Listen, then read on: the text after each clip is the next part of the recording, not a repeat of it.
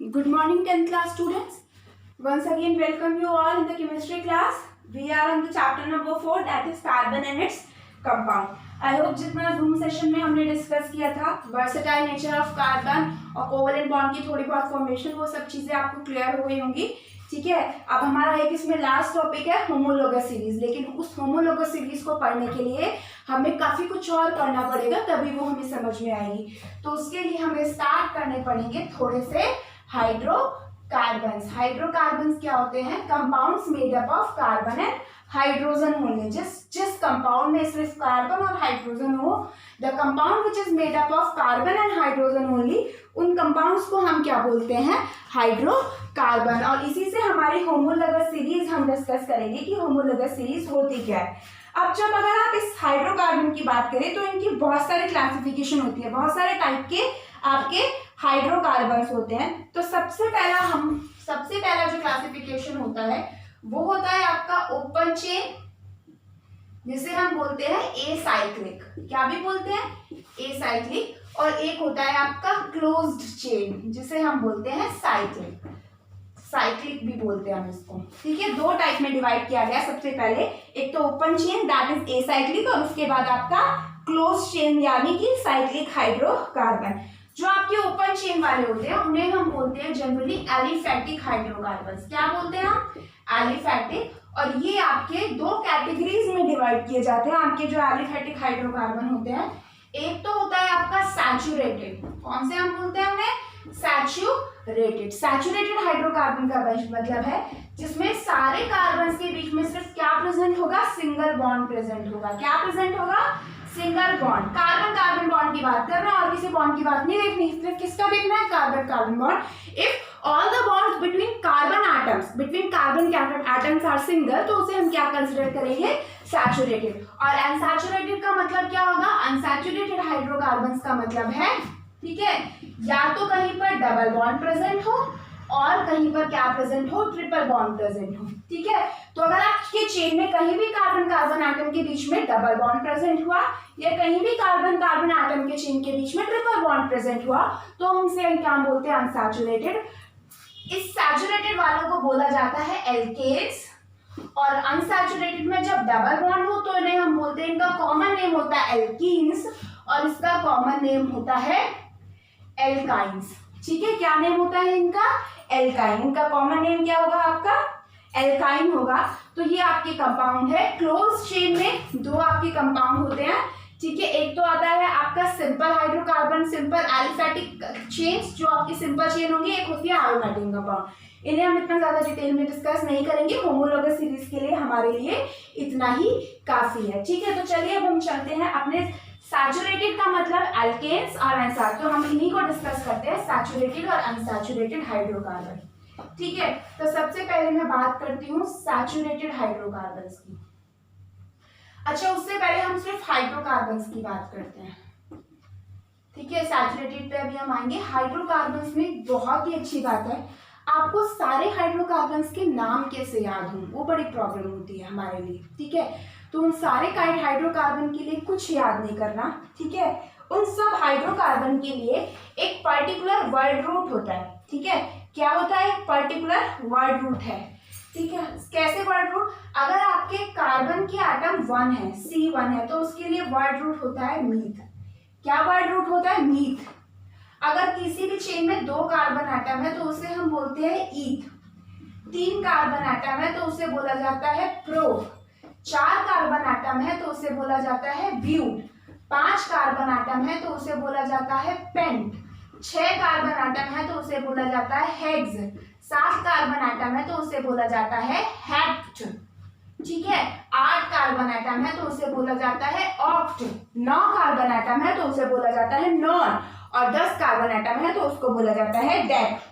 ठीक है, डेक. तो ये सारे आपको मतलब इतने कार्बन, ये हाइड्रोकार्बन के नाम याद करने का बड़ा अच्छा तरीका है. ठीक है, कैसे? आपको बस कार्बन एटम देखो, आपको उनके वर्ड रूट, इन्हें हम बोलते हैं वर्ड रूट्स. क्या बोलते हैं इन्हें हम? हमारे चेन के वर्ड रूट. ये नाम अभी इनकम्प्लीट है क्योंकि ये कंपाउंड पे तो कंप्लीट नहीं है, अभी तो मैंने इनमें हाइड्रोजन लगाया ही नहीं है.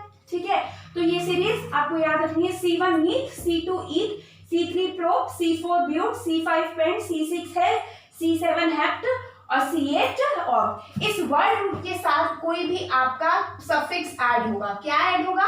सफिक्स। और ये सफिक्स आपका डिपेंड करता है टाइप्स ऑफ हाइड्रोकार्बन्स पे। किस पे डिपेंड करता है? टाइप्स ऑफ हाइड्रोकार्बन की आपका सैचुरेटेड हाइड्रोकार्बन है या अनसैचुरेटेड हाइड्रोकार्बन है। तो सबसे पहले ये सीरीज। अब हम चलते हैं, चलिए सैचुरेटेड और अनसैचुरेटेड की तरफ। ठीक है, किसकी तरफ हम चलते हैं? सैचुरेटेड और अनसैचुरेटेड। तो सबसे पहले मैं यहाँ लिख रही हूँ सैचुरेटेड हाइड्रोकार्बन्स। ठीक है, सैचुरेटेड हाइड्रोकार्बन्स का मैंने आपको क्या मीनिंग बताया? मैंने मीनिंग बताया all carbons are singly bonded. All carbon, ठीक है, single bond is present between carbon के बीच देखना है और किसी एलिमेंट के बीच नहीं। ये नहीं देखना कि कार्बन का ऑक्सीजन के साथ लिख जाओ, नहीं, सिर्फ कार्बन के बीच में देखो। अगर हमें तो सिर्फ कार्बन चेन से मतलब है, अगर कार्बन के बीच में सिंगल चेन है, सिंगल बॉन्ड है, तो उसे हम क्या बोलते हैं? सैचुरेटेड। और इनका एक कॉमन नाम होता है इनका एल्केन। क्या होता है? एल्केन। ठीक है, और इसका एक जनरल फॉर्मूला होता है CnH2n+2। यानी जो मैंने आपको अभी सीरीज बताई ना C1, C2, C3, C4 वाली, वो सीरीज यहाँ पर एल्केन में कैसे बनेगी? इस तरीके से बनेगी। कैसे? सपोज करो मेरा N1 है, ठीक है, N1 है तो फॉर्मूला लिखो C1H2 × 1 + 2। कितना बना फॉर्मूला? CH4। एक कार्बन है यहाँ पर, तो इसका मतलब वर्ड रूट क्या होगा? मीथ। क्या होगा इसका वर्ड रूट? मीथ। और इसका सफिक्स क्या होगा? ये एन। क्या होगा इसका ये सफिक्स? एन। यानी कि नाम से कैसे पता चलाना सैचुरेटेड है या अनसैचुरेटेड? यानी कि अगर आपके नाम में मीथ, ईथ, प्रोप के बाद एन लिखा हो, क्या लिखा हो? एन लिखा हो, जो इस एल्केन से आया हो, तो वो क्या होता है आपके? Simple saturated hydrocarbon. तो ये आपका हो गया मीथेन। ऐसे N = 2 है, तो फॉर्मूला बताओ। N अगर 2 है तो वो कौन सा सैचुरेटेड हाइड्रोकार्बन होगा? क्या नाम होगा उस सैचुरेटेड हाइड्रोकार्बन का? तो अगर आप फॉर्मूला बनाए तो उस हाइड्रोकार्बन का फॉर्मूला होगा C2H2 + 2। तो क्या हो जाएगा? C2H6। तो ये आपका क्या हो जाएगा? इथेन। ऐसे ही N = 3 बनाओगे तो C3 मैं डायरेक्ट लिख दूं H8, तो ये बन जाएगा आपका प्रोपेन। ऐसे ही आप क्या बना सकते हो? पूरी की पूरी सीरीज बना सकते हो। ठीक है, अब ये सीरीज बन गई।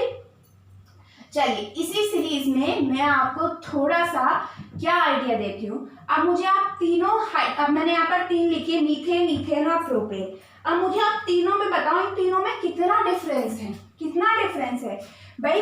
अगर मैं आपसे बोलूं आपको एक पर्टिकुलर हाइड्रोकार्बन सीरीज लिखनी है एल्केन्स की, C1 से लेके C5 तक की, ठीक है, तो सपोज करो मैं आपसे पूछती हूँ C3 से पहले और C3 के बाद वाले में कितना डिफरेंस है। जो आपने C3 वाली सीरीज लिखी है उससे पहले वाली मॉलिक्यूल में और उससे बाद वाले मॉलिक्यूल में कितना डिफरेंस है, तो वही डिफरेंस मैं देखती हूँ। आप देखो CH4 और C2H उसमें कितना डिफरेंस है, इन दोनों में डिफरेंस कितना आ रहा है? एक तो कार्बन का डिफरेंस आ रहा है और किसका डिफरेंस आ रहा है? दो हाइड्रोजन का, CH2 का डिफरेंस आ रहा है। ठीक है, आप इथेन और प्रोपेन में देखो कितना डिफरेंस आ रहा है, एक कार्बन का डिफरेंस है और दो किसका डिफरेंस है? हाइड्रोजन का।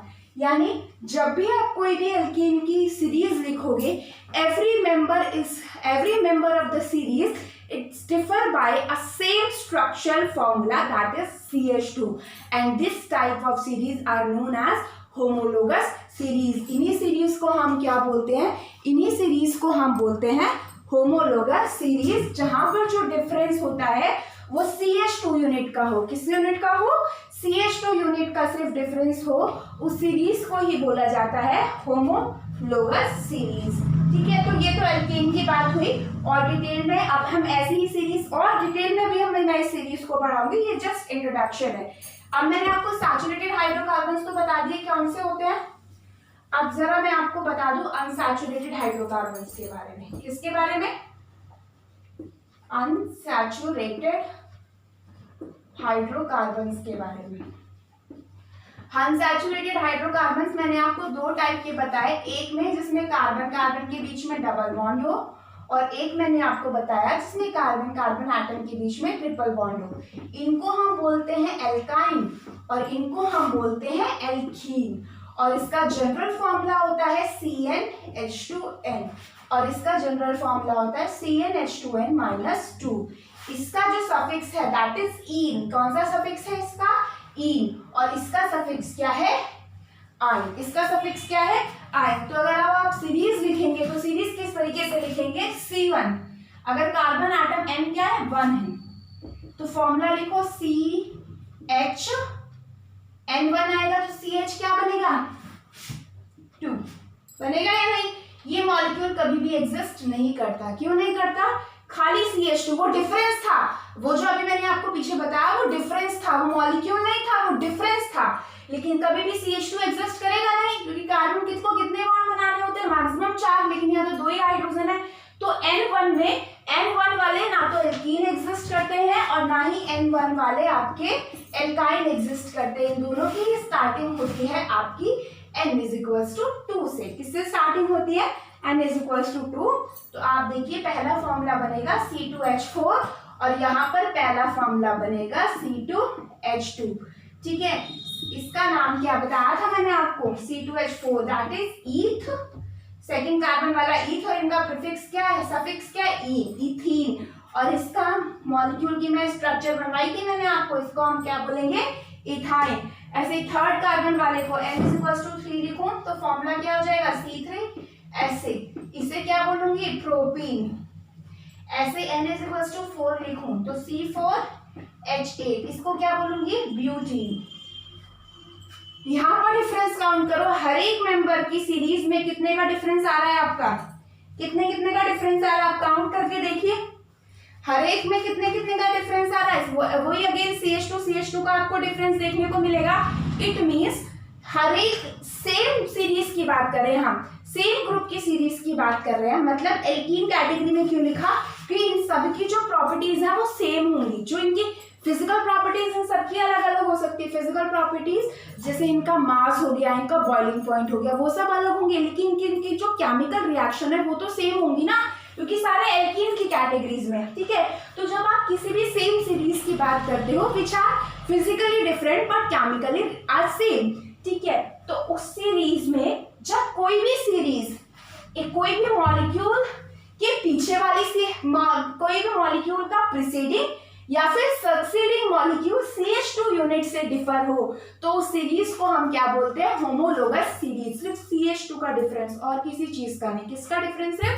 CH2 का जब डिफरेंस हो तो उसी सीरीज को हम क्या बोलते हैं? होमोलोगस सीरीज हम बोलते हैं।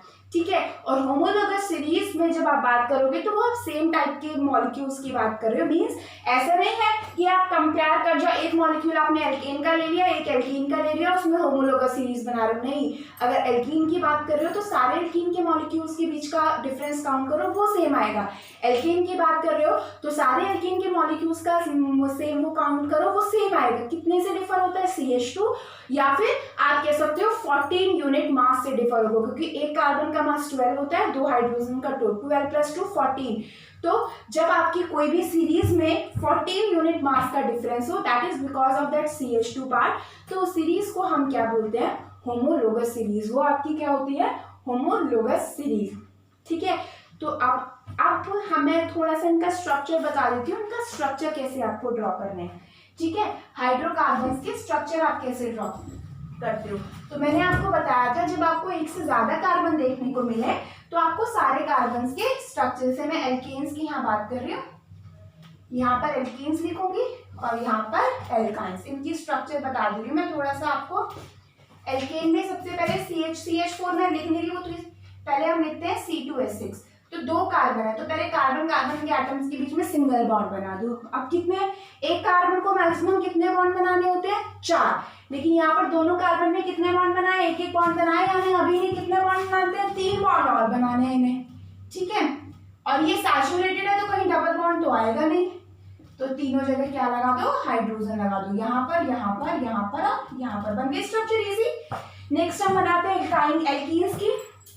C2H4, 2 कार्बन है, इट मीन्स एल्कीन में क्या होगा? डबल बॉन्ड होगा कार्बन के बीच में प्रेजेंट, तो कोई दिक्कत नहीं है, डबल बॉन्ड बना दिए। लेकिन एक कार्बन को कितने बॉन्ड बनाने होते हैं? 4, तो यानी अभी इसके 2 बॉन्ड खाली। कितने हाइड्रोजन है मेरे पास? 4, तो मैं 4 हाइड्रोजन ऐसे लगा दूं। नेक्स्ट आते हैं एल्काइन पे, C2H2। एल्काइन मतलब कार्बन कार्बन एटम के बीच में क्या होता है, ट्रिपल बॉन्ड, यानी दोनों कार्बन ने 3 बॉन्ड बना लिए, लेकिन अभी एक एक बॉन्ड बनाना और रह गया, तो एक हाइड्रोजन यहाँ, एक हाइड्रोजन यहाँ। नेक्स्ट आते हैं, नेक्स्ट में लिखती हूँ, चलो और बड़ा, C3H8। एल्केन का मतलब है हर कार्बन के एटम के बीच में क्या होगा, सिंगल बॉन्ड, तो सिंगल बॉन्ड बन गया, लेकिन हर एक कार्बन को कितने बनाने हैं, अभी 4 बॉन्ड बनाने हैं। तो इस कार्बन ने कितने बॉन्ड बनाए, एक, तो अभी इसे 3 बॉन्ड और बनाने होंगे। इस कार्बन ने कितने बॉन्ड बना रखे हैं, 2, तो इसे 2 बॉन्ड बनाने होंगे। इस कार्बन को कितने बनाने हैं, 3, तो 1 2 3 4 5 6 7 8 बॉन्ड और बनने हैं, और 8 ही मेरे पास क्या है, हाइड्रोजन।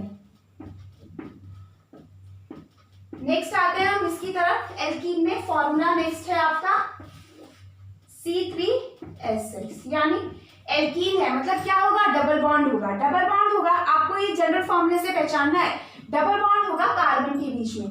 तो अभी आपके सिलेबस में एक से ज्यादा डबल बॉन्ड वाली सीरीज नहीं है, मींस पूरी सीरीज में किन्हीं भी 2 कार्बन के बीच में डबल बॉन्ड होगा या किन्हीं भी 2 कार्बन के बीच में ट्रिपल बॉन्ड होगा। अभी आपकी ऐसी सीरीज है, किसी के भी पास लगा, कहीं भी लगा दीजिए पूरी सीरीज में, बट लगाना एक ही जगह है। अभी आपके सिलेबस में नहीं है कि कहाँ पर लगाना है, कहाँ पर नहीं लगाना है, कहीं भी लगा लीजिए, बट लगाना एक ही जगह है, ठीक है। तो मैं किन्हीं भी 2 कार्बन एटम, मैंने इन 2 कार्बन एटम्स के बीच में क्या लगा दिया, डबल बॉन्ड। अब आप देखिए इस कार्बन को अभी कितने बॉन्ड बनाने हैं, 3 बॉन्ड बनाने हैं, तो 1 2 3 बन गए। इस कार्बन को कितने बॉन्ड बनाने हैं, 1 2 3 इसने बना रखे हैं, इसे सिर्फ 1 बनाना है। इसको कितने बनाने हैं, 2, तो यहाँ पर हो गया। देख लीजिए, काउंट कर लीजिए हाइड्रोजन इक्विवेलेंट है या नहीं, सारे इक्विवेलेंट है। नेक्स्ट हम इसकी तरफ चलते हैं, C3। चलिए कंप्लीट हो गया ना मॉलिक्यूलर स्ट्रक्चर। अब हम यहां पर चलते हैं,